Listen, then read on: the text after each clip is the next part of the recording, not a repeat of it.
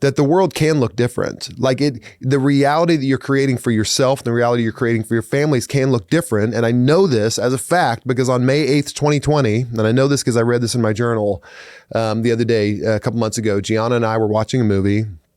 Gianna was 10 years old at the time, and the movie finished. And at the end of the movie, she turned to me and she was not congratulating me. She was not judging me. She said, "Dad, did you know that's the first time we've ever watched a movie and you haven't had your phone?"